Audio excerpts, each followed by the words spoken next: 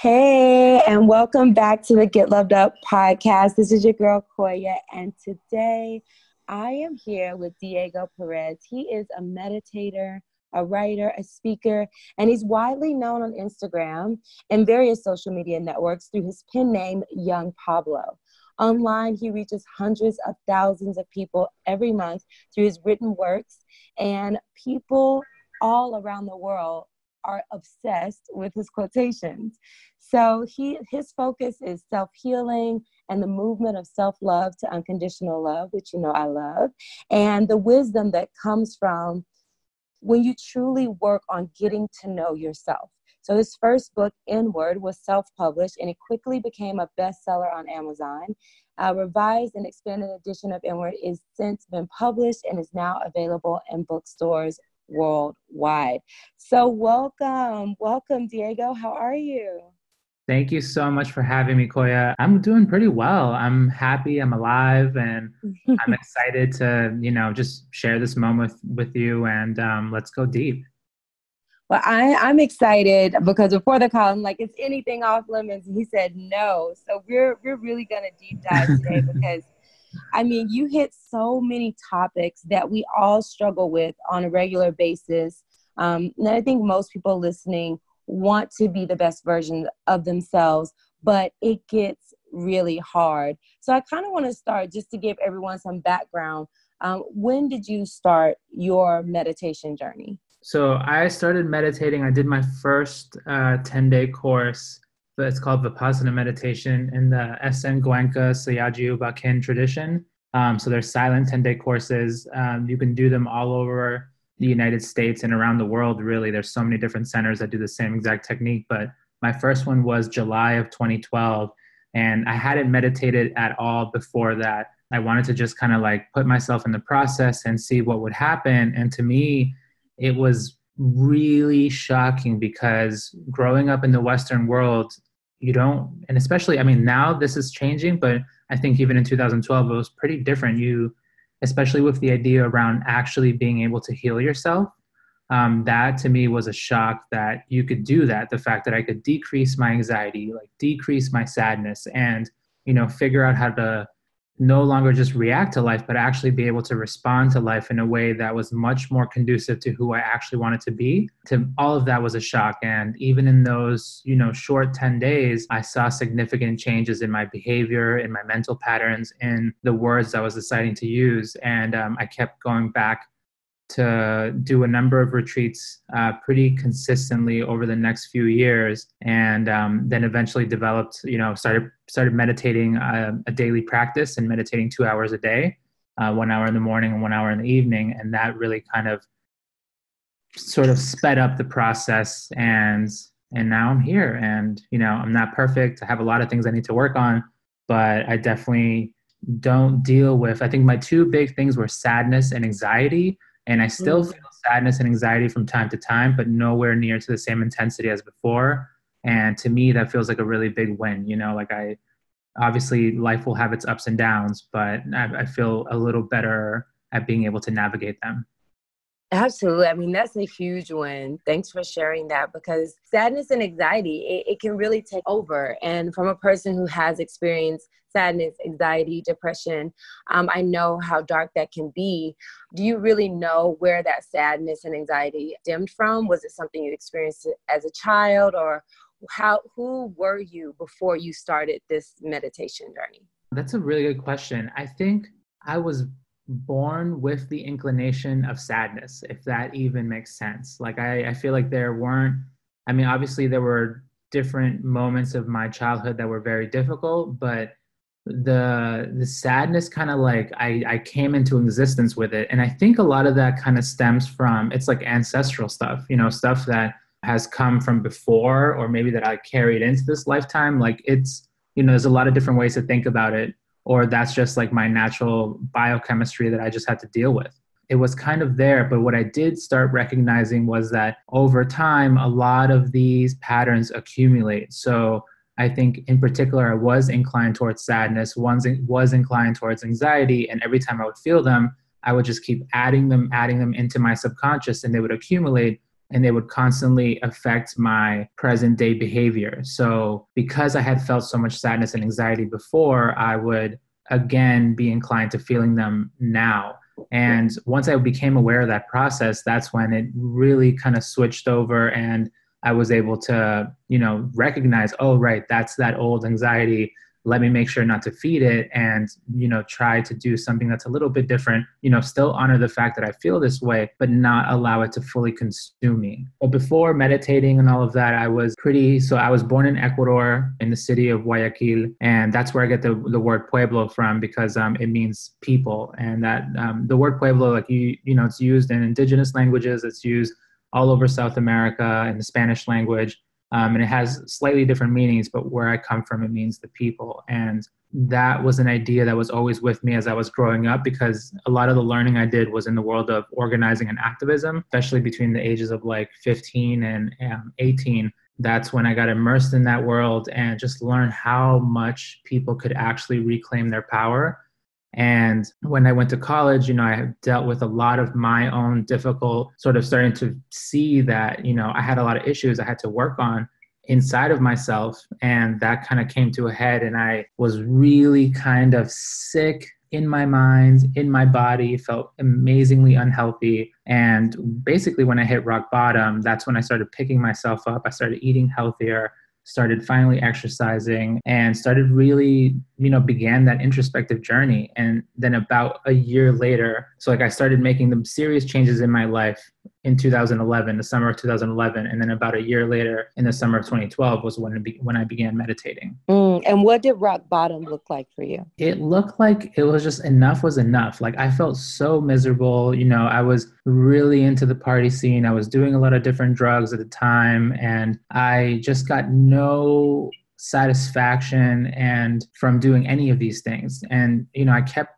leaning into this type of like I was constantly extroverting. I constantly wanted to be around other people because I didn't want to be around myself, right? Like I wanted to be with someone. And if I wasn't with someone, then I always wanted to be high, because I just wanted to get as far away from myself as possible. And when I started recognizing that pattern, and I, hit that rock bottom where I just felt like so sick, I literally felt like I was having a heart attack. I decided, one, like I was letting myself down, and I was letting my parents down, especially because, we as immigrants, like we came to this country and they worked so hard to, give us all a better opportunity by coming here, that in a big way, I just didn't want to end my life early, by just treating myself so poorly, that it just felt like I wasn't using my life well. And I started slowly changing things around, and it really began with the simplest thing. Remember barley grass? It was like one of the first superfoods that was really popular. Yeah, I still take it. You still take it? Yeah. I I was just thinking, like, I've been thinking, I was like, I need to bring barley grass back into my life. But that was the first superfood that I had heard about. And I started taking it because what I noticed, like, off the bat was like, okay, I have to exercise, but my diet is so poor. It wasn't, conducive to like a healthy, balanced mindset. So I started taking barley grass every day, and I didn't make any really changes in my diet, but even adding that nutrition like made such a big difference. And then slowly I started changing my diet, but it made a world of difference. And that was really the beginning. I love that. And I loved how you shared that not only did you do the meditation, but you also changed your diet. And that's why when I learned about you, I was like, we have so much in common when it comes to philosophy, because I think some people, they meditate and it's good and it's helpful, but there's so much additional when you add the dietary and nutritional changes as well, because it's like, you detoxing from the inside out and you're looking at it in a holistic way. So thank you for sharing that. And then I think that one of your quotes that's coming up for me now, if you say that, is I'm just going to read it straight from your Instagram. It is hard to see your progress when you're deeply immersed in the process. Before you let doubt take control, examine how much you have grown and accomplished by mentally taking a big step back so you can look at the whole picture. That one right there has like really encapsulated the last few months for me. And it's so funny because I think especially with meditation. I spend a lot of time meditating, and it's like the crux of my growth. Like a lot of times people ask me, what do you do? And I think it's a little more common these days for people to do a number of things to heal themselves, but I just do Vipassana meditation because it gives me so much. I'm learning so much from it, and I'm releasing so much of the past that it's helping me just, in ways that are like barely describable. But what's interesting about the process is that a lot of times, what you're actually feeling that happened in the past, like you literally feel the past as if it were happening again. So let's say there was a moment of anxiety that you felt that was very intense from before. There are moments where it'll come up and you'll feel that again, or any other emotion from the giant spectrum of human emotions that we experience. These things do come up, and when we get sort of bottled up with them, and doubt is totally one of them. We all have experienced so much doubt, and it has gotten accumulated over time. But when I'm feeling it, sometimes it's because I'm so close to the process that it's hard to really see, because especially when someone is like meditating or they're doing using some type of introspective tool or method to heal themselves, it's not in the moments that you're using the tool, but actually the moments of your everyday regular life that you can measure, oh, right, this is how much I've changed. And that to me was, I couldn't quite see it as well, especially during the last few moments, because, I'm always trying to go deeper. Like I'm trying to continue excavating and just keep going to free myself as much as possible. But in that moment, I was like, wow, okay, you're so deeply immersed in this meditative process and you're like looking at it too closely from a microscopic view, that you need to look at it from a macro view and take a big step back and like, oh, right, my behaviors have totally changed. My habits are totally becoming much more kinder, gentler,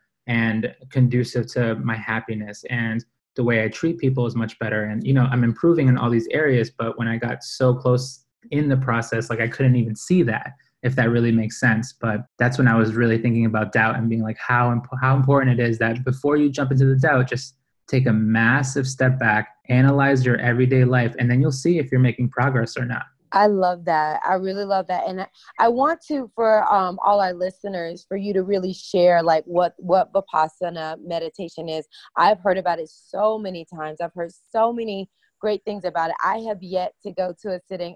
It's on my list of things to do. But can you really just share with everyone what Vipassana meditation is and what you get out of it? Yeah, sure. So Vipassana meditation you begin with a 10-day course, and you learn these 3 different meditation techniques that all kind of work together. So the moment that you get there, you take a vow of morality where you no longer, for those 10 days, you decide not to steal or lie or take any intoxicants or, commit any type of you refrain from all sexual activity. So for the whole 10 days, you'll be celibate, and you won't kill anything. So even to the point where you really make sure that you don't kill any bugs or anything like that by accident. And then you begin cultivating your concentration for like 3.5 days. You really try to focus in on using the breath, and that helps really sort of settle down the mind. So for 3 days, 10 hours a day, you're working with the breath, and then you start moving into the actual Vipassana process, which cultivates insight.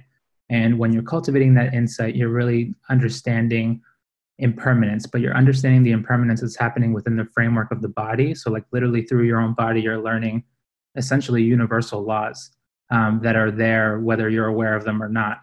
And as you're more deeply observing the change that's happening within you, quickly, this is like a purification process that starts alleviating the mind and just releasing all of these things that are bundled up inside of the mind and stopping you from essentially being the best version of yourself and actually being happy and free. And, it's a long process. It's 10 days. And at the end of the 10 days, especially after the first one that I did, I remember telling my friends that I went to college with, the only way that I could really describe it was that not only did I feel like I had lost 100 pounds, like in my mind, like I felt like I lost so much weight in my mind because it was just less dense. But I felt like I had learned more in those 10 days than in 4 years of college. And to me, that was, it was really special. And a lot of people have different, different experiences with it. But there are literally, hundreds of thousands of people around the world who are practicing the same technique. It comes from the Buddhist teaching, but in no way is it trying to convert anyone to Buddhism. People from all walks of life go, whether they're, Muslim, Christian, Jewish, or atheist. It's really, the technique is there for you to just learn how to use your mind well and help cultivate your happiness. That's beautiful. Thanks for breaking that down for us. I definitely, like I said, it's definitely on my list. I definitely have tried different types of meditation, and I see benefits from every single one. Definitely. Every single one I feel like benefits my life in a different way. And I like having them all in my toolkit. So I cannot wait to try one. And the next quote that I really love, the next post, it starts with, healing yourself will ask more of you. More rest, more self-love, more letting go, more time for learning, more space for transformation, more honesty about how you feel, more time developing good habits, more courage to try new practices, more time cultivating your inner peace, and more faith in yourself and the process. I mean, we could literally break down each one of those because it's so profound. Like, you need all of those things. Yeah, what I really like about this piece is the word more, because I think often in life we get so caught up with like the daily kind of wildness of life, where all these things are happening. We have so many things we need to accomplish. Our friends are calling us, our family members need us, and we are constantly doing things for others, which is absolutely important, right? Having that facet of selfless service is like an important way to, be a good human being. But the flip side of that is that your selfless service is only going to be as good as your personal self-love towards yourself.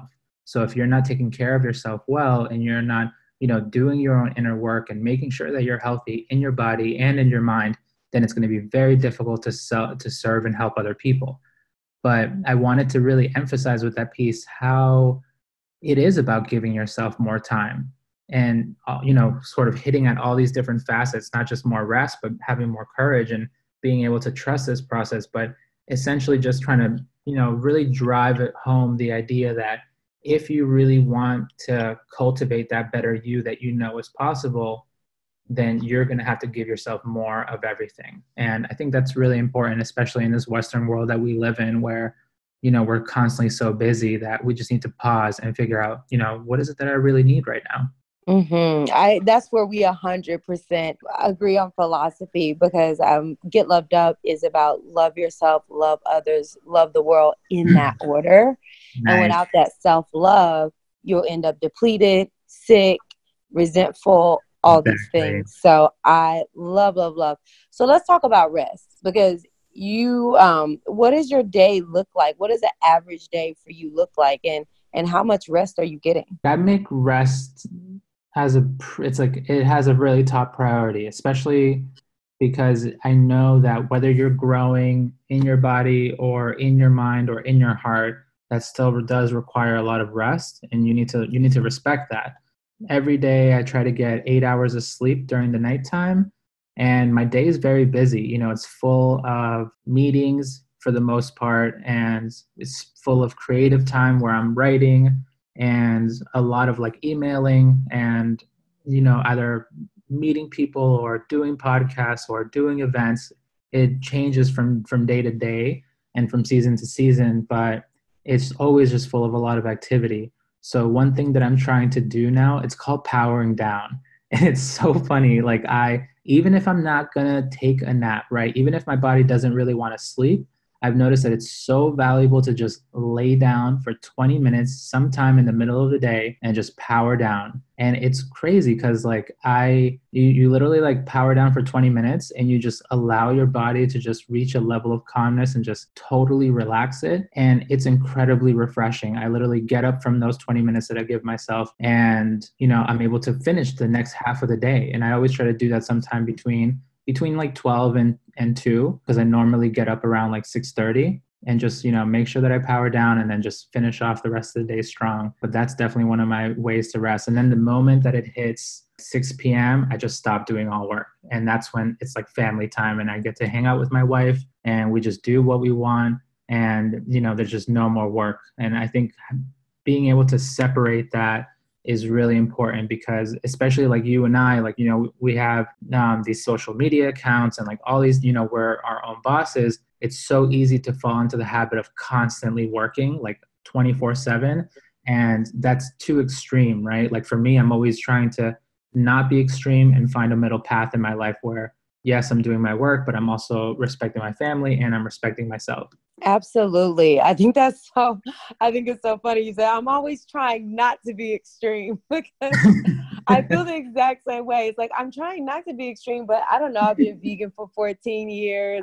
I meditate and do yoga religiously every day. Yeah. It's a bit extreme. So I find myself in the same boat of like, okay, I'm trying to lessen, but it's not going to go away. But thank you for sharing that. I really appreciate your transparency because I think it's important for people to know that you do, even when you're a light worker and you're helping many people, you still have to help yourself and you have to make time for your loved ones around you. Otherwise, then, there will be an imbalance. Totally. And I really feel like those relationships, like the really close ones, the people who you feel like are your family, which are like, right, your actual family, and those really close friends that are like family to you.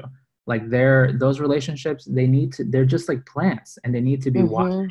And I feel like I have to do my part to water them. Absolutely. Absolutely. That is so true. That's something that I've found. I think it's hard for people when you're traveling a lot or if you're in entertainment and you just have a lot of demands on your life. I think that's something that really does take a lot of conscious effort. Whereas if you have a set, work day and then you're done at 5, then, you go right into your home life. But when you don't have that, like you've done, you literally have to structure it yourself. It's not just going to happen automatically. And how long have you and your wife been married? We've been together for a long time. We met in college when she was 18 and I was 19. And we got married when I was 27 and she was 26. So we've been married for, I think, 4 years. And it's like to the point where, it's like we're not even really keeping track of time. But she's like my best friend. She's also a very serious meditator.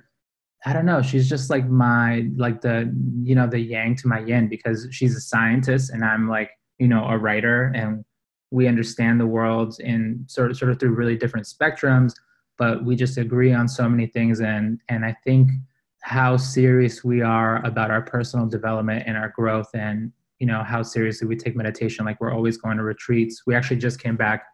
She did her first 30-day meditation retreat. And I went to the same retreat, but I've done 30-day courses, but for this one, I was serving, which is different than sitting the course. Serving is really cool because you really get to practice that selfless service aspect. And you meditate 3 hours a day, which is great, but you spend most of the day like in the kitchen, preparing the food for the meditators and really just doing the things so that they're able to meditate 10 hours a day without, any worries whatsoever. And it's a really nice way to practice dissolving the ego. Wow. Yeah, she's legit. That sounds amazing. Well, it sounds so great. And it's awesome that you all get to share that meditation. So was this a 31-day vipassana? The same vipassana by the same teacher. It's just after you do a certain number of 10 days. And once you start meditating 2 hours a day for more than 2 years, then you're allowed to do longer courses. Wow, that's amazing. That's wonderful. I'm definitely very, very, very intrigued, and I cannot wait to try it myself. So with all this meditation, you must have the perfect relationship, no arguments, perfect home life. No, we definitely argue less. That's for sure. We used to argue a lot before we started meditating, but we still argue now these days. I think just the other day, we were both really going through our own like internal situations. And then I think we were driving and then we just got pretty upset with each other. And then we took a big pause, and then we like were able to gather ourselves and realize that actually you're not making me upset. I'm already upset. And I then projected my feelings of being upset onto you and grabbed whatever it was that you did as an object and focused that sort of intense energy I was feeling towards that idea of you, you know, making me upset. So it's interesting because now what we try to do is, if we are able to catch ourselves, like if she comes home and she's not feeling that well, she'll just let me know, like, hey, like, you know, how are you doing? And then she lets me know, oh yeah, like I don't feel good. Like I feel like a lot of, you know, tenseness inside of me. So then I know, I'm like, okay, cool. Like, you know, she's not feeling that great. So in those moments, we try to step up for each other.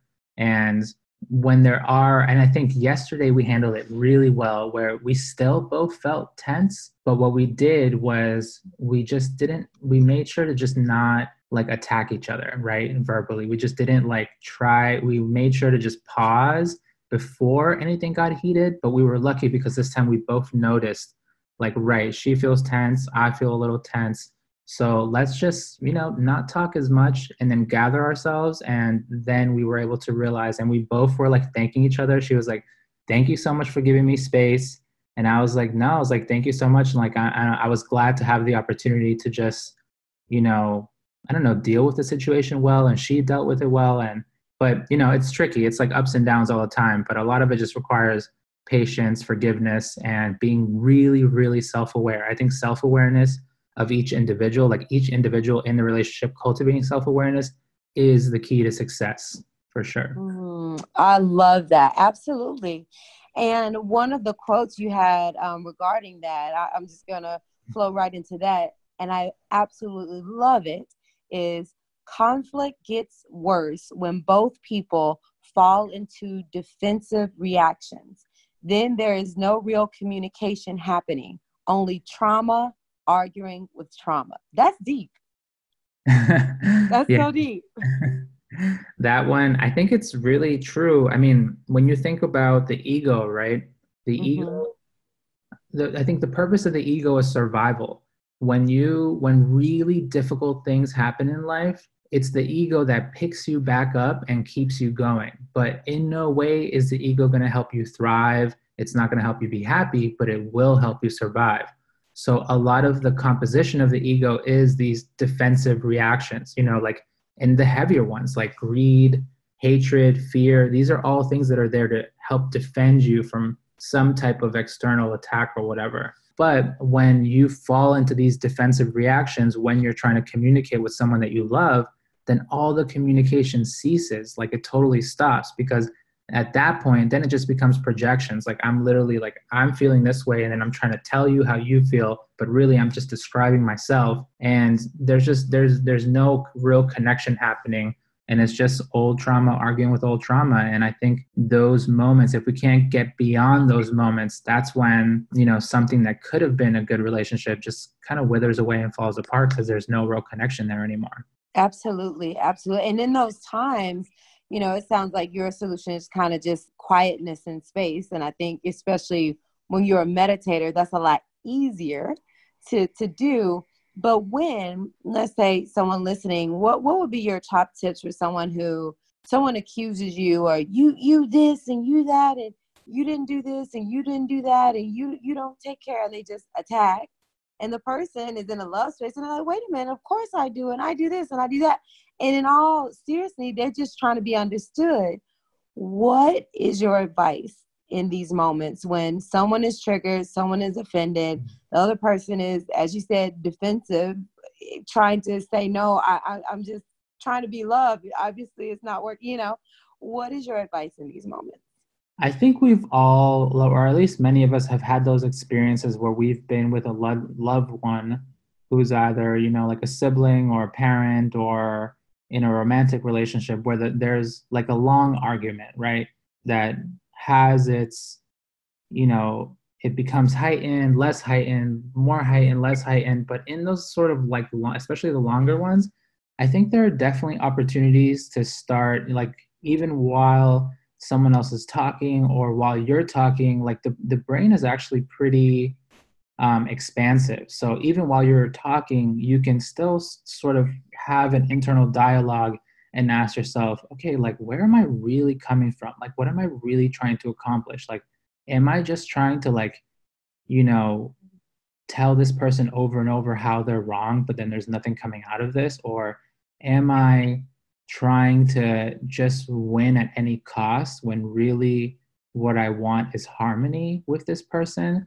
Or, am I trying to just, make my point more important than yours? Or do I just not want to say sorry when I really did do something wrong? That I think asking yourself questions in the midst of these heated moments, and that does take a lot of courage and energy, but that's someone that, whether you meditate or not, right, there's always an internal dialogue happening. There's always, like, the stream of thoughts that are moving up and down. But if we're able to connect with that during these heated moments and just really ask ourselves, like, where am I coming from right now? Is this just me feeling bad and I just want to put this on someone else? Or did this person actually harm me? Or am I just making this up?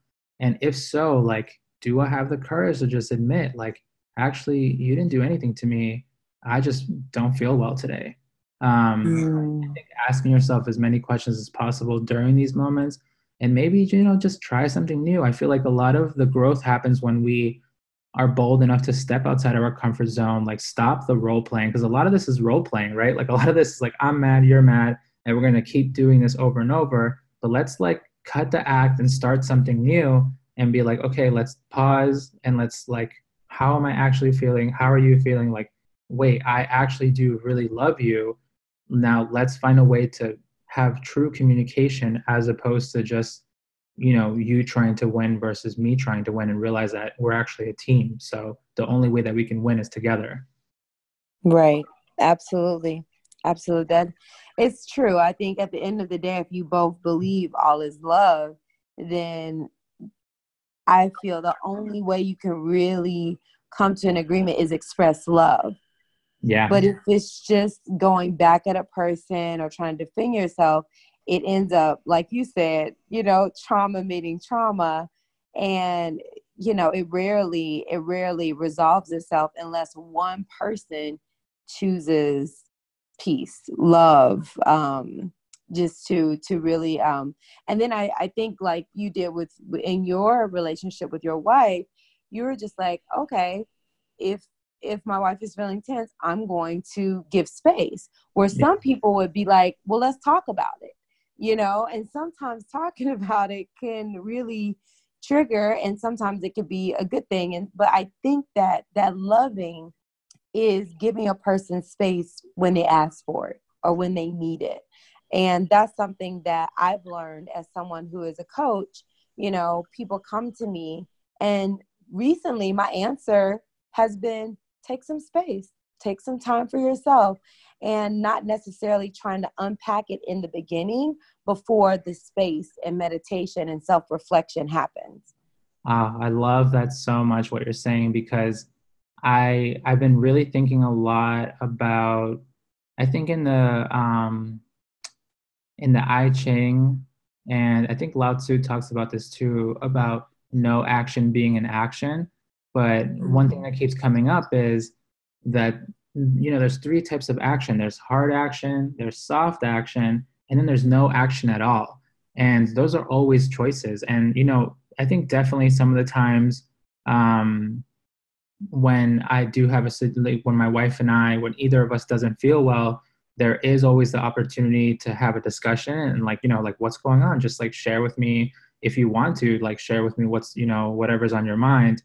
And then other times the person just needs, like, a second to cool off because it's been a tough day at work, and they, just need a moment to, like, unwind and, like what I said, power down. Like, powering down is the most, like, honestly, it's like my dopest, like, trick in my bag right now is, like, 20 minutes and just, like, totally unplug, close my eyes, and whether I fall asleep or not, like, I'll be back in 20 minutes. And it's really valuable to understand that those three things are always options. Like, hard actions are usually used when you do have to defend yourself, you do have to, or you want to, like, really say your piece, and not just, like, in difficult moments between two people, but, like, in life or at work or or at a protest, or these types, when you're really like sort of standing up for your rights as a human being, like, of course, yeah, hard action can be done in a loving way. And then soft action, when you are standing up for yourself, but you're doing so very gently with compassion. You want to do these things because the people that you're talking to, you love them. And though you do want them to understand you, you want them to also feel safe in this sort of moment that the two of you are having. And then the most often one, and I'm glad that you're telling people too, is that's really overlooked, is a lot of times you have to do nothing at all. And the wall or whatever barrier it is that you're overcoming, it'll just fall over itself. Absolutely. And I've witnessed it in my life. It's like I might get frustrated about something, or I don't understand something, and I might be asking questions and sharing. And then the more that I just sit with it and breathe and do my meditation and listen to my frequencies, Mm-hmm. my mind naturally releases the intenseness, because I feel like we build acidity in the body with our thoughts and with our frustrations and with anger. Yeah. And just allowing that to dissipate a little bit with meditation, with yoga. I love to dance, just releasing it a little bit can allow you to think more clearly, or even receive, because I feel like spirit is always trying to guide us, or give us downloads into which way to move, or reveal something about a situation, a person. And the more that we release our own, as you say, ego or thought process or initial reaction, the more we can come in alignment with spirit, with love, with this oneness that we all have, which I think in that oneness, we're able to communicate and understand. But in defensiveness or in, reaction, sometimes it could be well intended, but there's so much energy and acidity, if you will, around the subject or the feeling, or just like a heavy day at work or a heavy day out in the world, that it becomes more, again, like I said, I love that trauma on top of trauma. Whereas if you take the time to decompress, to breathe, do some breath work, some yoga, something to release some of that energy, you can meet in that field of love, if you will, in that space of compassion, but without giving yourself that space and that time to decompress. I find it harder to reach a space of understanding in my own life personally, and also when I'm working with clients as well. I think that's amazing. I love how you call it acidity, because it makes so much sense. Often the word that I try to use too is like friction, right? We're just creating because like we experience so much mental tension inside of our own minds, and then we start allowing it to emanate outward, and it just creates, like if you're dealing with, like, if you're dominated by your ego, and it's going to be really difficult to have nourishing relationships, because the ego just creates so much friction. And yeah, it creates for unhealthy situations. I love that. So true. I like the friction too, because I feel like people understand like working out and like lactic acid. So I use that a lot because I'm an athlete. Yeah. And a lot of people are starting to understand like acidic versus alkaline food. And it kind of goes back to what we were talking about. Like, even my diet, the more we can have like a more alkaline diet, the more calm we feel. The more acidic it is, the more, acidic foods that we eat, the more uncomfortable, the more inflammation in the body, the more inflammation in the muscles.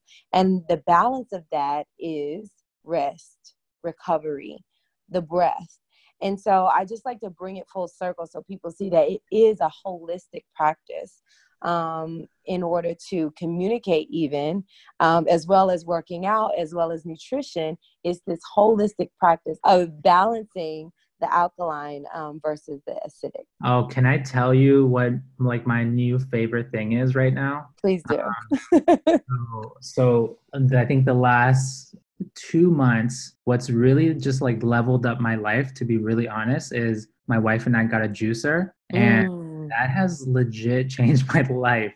I remember before that, because I was traveling so much doing events, I was starting to notice that I was getting sick often, and like more often than usual. And I think that, of course, that makes sense with like traveling in airplanes and whatnot. But I wasn't trying to live that life. I was like, okay, like the last thing I want to do is be sick, or, be traveling or on tour while I'm not feeling well. So what we ended up doing was, I knew that taking shots of ginger really helped me just feel automatically better. And we got this juicer, and now I'm just making these like super strong juices in the morning that have helped me stay so healthy. And I'm like literally so grateful to ginger and turmeric and like kale and just like anything that I could put in there. And I always throw like an apple or two to make it drinkable because it can get like really intense really quick. But ginger and turmeric have been just decreasing the inflammation in my body so much and have made life so much more enjoyable. That's amazing. Thanks for sharing that. I love juicing as well. And juicing is a very quick way to get the body alkaline and get all those amazing nutrients and benefits into the body. And I could literally talk to you all day long. I'm so glad we got this opportunity to hop on. And I can't wait to dive in even more deeper in person. But for right now, just share, is there anything, I always like to ask this question. I have a couple kind of deep dive questions that I like to ask at the end of our session. Mm-hmm. And if you could have any other occupation other than the one that you have right now and be successful in it, what would it be? Oh, I would definitely be a full-time organizer on the national level. Like, like Greta, who's been doing all that work, the young woman who has been doing all the climate change work. Right. Like, that's my jam. Like getting like hundreds and thousands of people together and doing real movement building work to make systemic change. Like that next to doing this inner work, that's what gets me most excited. I think if I wasn't doing the writing stuff, that's what I would be doing now. I love that. That's amazing. And it's so necessary. We have so much. And what do you feel like is the big thing? And I think we agree on this. I read it. I don't remember which quote, but I'll let you go off the cuff. But what do you feel like it's really going to take? And do you think that there's hope? Or do you think that, nope, the world is basically just going to all burn up pretty soon in some odd years? Or do you really think that we can make shifts and we can really turn consciousness and start to heal the planet? I definitely think so. I have a lot of hope. I think it's really interesting that at the same time that the biggest challenges humanity has ever faced totally aligns with the same period in history where humanity has now greater access than it ever has to actual healing tools, not only in terms of health, but in the mind too. And to me, that's very special because, right, there have always been groups of people that have tried to change the world for the better. But this is going to be the first time in human history where not only are groups of people going to try to change the world for the better, but they're going to equip themselves with the tools to dramatically and profoundly heal themselves simultaneously while they try to change the world. And that's going to make it so much more powerful than ever before, because oftentimes when we do this type of movement work and we don't heal ourselves, we actually end up recreating the thing that we are trying to fight in the first place. And when we're able to deal with that stuff inside of ourselves, we will no longer recreate any type of institution with greed, because, right, literally the greed, the hatred, and the fear that you feel inside of yourself, that's how the world is designed collectively. That's how our institutions are designed. That's the way politics is played. And when we deal with that greed and hatred and fear inside of ourselves and we decrease it, then it'll be much easier to really create a new world. And now, I really profoundly believe that the transformation of the individual is the secret to a global peace, but that doesn't mean that everybody has to be unconditionally loving, right? That's to be absolutely perfect in unconditional love is very difficult. That's like Jesus and the Buddha, like really high level stuff.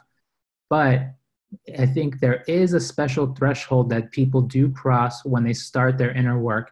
And an important idea that has been out through all of human history, and like ever since people have been writing things down, people have been thinking about this idea of when you harm another, you're harming yourself. But when you take that idea and you no longer just think about it, but you deeply feel it within yourself, that it is literally to my benefit, it's to my personal benefit to not harm other people, then the world will change faster than ever.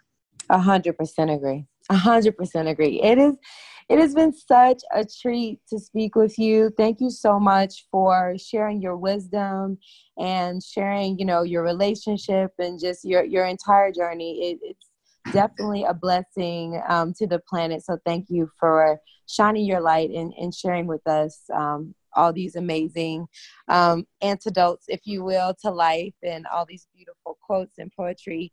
I can't wait to read the next book. And if you guys haven't read his book, it is Inward. It's available worldwide. And do you have any other things out there for people to consume? Your website, your social media? Yeah, so most of the stuff that I share is on Instagram. So if you want to follow me there, I'm at Yung_Pueblo. It's spelled YUNG_PUEBLO. And I am going to be having an event in San Diego on the 2nd of November and another event in Miami on the 16th.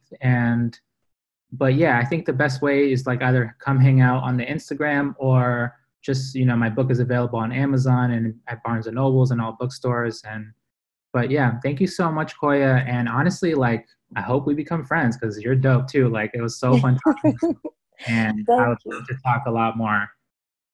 Absolutely. Well, I think we can definitely make sure that happens. And it's amazing to meet another brother in love and, sharing, love consciousness, which I feel like is what we're sharing. And I do feel like the more that we share and the more that we support each other, the Hmm. more that this message gets out there in a big way and people Totally. start to heal themselves. And in that, as you said, heal the world. So yay. Thank, Yes. thank you so much. All right. Thank you Until too. That was wonderful. until next time, get loved up, love yourself, love others, and love the planet.